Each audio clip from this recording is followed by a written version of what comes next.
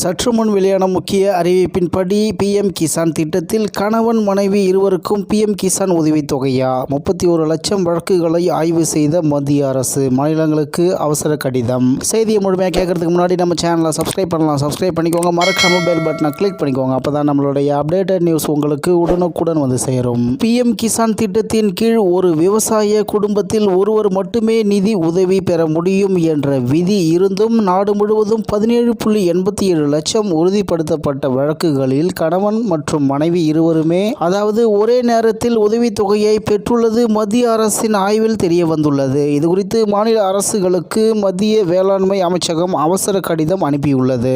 அதன்படி அனைத்து நிலம் வைத்திருக்கும் விவசாய குடும்பங்களின் நிதி தேவையை பூர்த்தி செய்யும் நோக்குடன் தொடங்கப்பட்ட பிஎம் கிசான் திட்டத்தில் ஒரே குடும்பத்தில் கணவன் மற்றும் மனைவி இருவரும் உதவித்தொகை பெறுவதாக சந்தேகிக்கப்படும் 31.1 லட்சம் பயனாளிகளின் விவரங்களை மத்திய அரசு மாநிலங்கள் மற்றும் யூனியன் பிரதேசங்களுக்கு அனுப்பியுள்ளது. மத்திய வேளாண்மை மற்றும் விவசாயிகள் நலன் அமைச்சகம் நடத்திய மிகப்பெரிய ஆய்வு பணியின் போது இந்த தகவல் வெளிவந்துள்ளது. அதன்படி மொத்தம் 31.1 லட்சம் சந்தேகத்திற்குரிய வழக்குகளில் 19.2 லட்சம் பயனாளிகள் குறித்த சரிபார்ப்பு முடிந்துள்ளது. சரிபார்க்கப்பட்ட வழக்குகளில் 93.98% அதாவது 17.87 லட்சம் பேர் கணவன் மற்றும் மனைவி இருவரும் ஒரே நேரத்தில் நிதி உதவி பெற்று வருவது உறுதியாகி உள்ளது. அதன்படி அக்டோபர் 15க்குள் சரிபார்க்க அவசர உத்தரவாக இந்த அதிர்ச்சி தகவலை அடுத்து மீதமுள்ள வழக்குகளையும் விரைவாக சரிபார்க்குமாறு அனைத்து மாநிலங்களுக்கும் மத்திய வேளாண்மை அமைச்சகம் கடிதங்கள் அனுப்பியுள்ளது. சரிபார்ப்பு பணிகளை அக்டோபர் 15க்குள் முடிக்க வேண்டும் என்றும் வலியுறுத்தப்பட்டுள்ளது. பிஎம் கிசான் திட்டத்தின் வரையறை என்ன?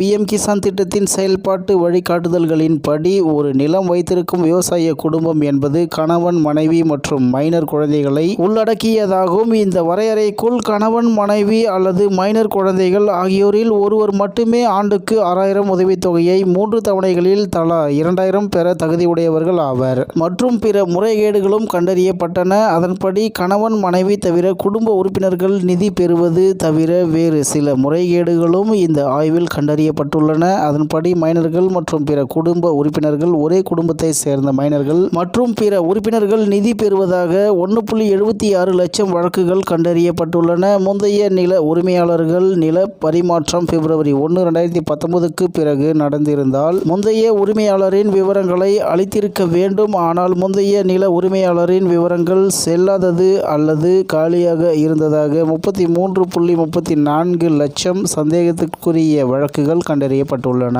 இதில் 8.11 லட்சம் வழக்குகளில் முந்தைய மற்றும் தற்போதைய நில உரிமையாளர் என இருவருமே உதவித்தொகையை பெற்று வந்துள்ளனர். வாரிசுதாரர் அல்லது மாற்றம் அதாவது பிஎம் கிசான் திட்டத்தில் நில பட்டா மாற்றம் வாரிசுரிமை மூலம் நடந்தால் மட்டுமே அனுமதிக்கப்படுகிறது. ஆனால் 8.83 லட்சம் வழக்குகளில் பட்டா மாற்றத்துக்கான காரணம் வாரிசுரிமை அல்லாமல் வேறு ஒன்றாக பதிவு செய்யப்பட்டுள்ளது. திட்டத்தின் பலன்கள் உண்மையான பயனாளிகளை சென்றடைவதை உறுதி செய்ய ஜனவரி 1, 2025 முதல் புதிய பயனாளிகள் பதிவு செய்ய விவசாய அடையாள எண் அதாவது ஃபார்மர் ஐடி கட்டாயமாக்கப்பட்டுள்ளது குறிப்பிடத்தக்கது. இந்நிலையில் 2019 பிப்ரவரி 24 அன்று தொடங்கப்பட்ட இத்திட்டம் மத்திய அரசின் 100% நிதி உதவியுடன் செயல்படுத்தப்படுகிறது. சமீபத்தில் ஆகஸ்ட் 2, 2025 அன்று வாரணாசியில் இருந்து பிரதமர் நரேந்திர மோடி அவர்கள் 20வது தவணையை 9.7 கோடிக்கும் அதிகமான விவசாயிகளுக்கு விடுவித்தார். மத்திய பட்ஜெட் 2025 முதல் 2026 இத்திட்டத்திற்காக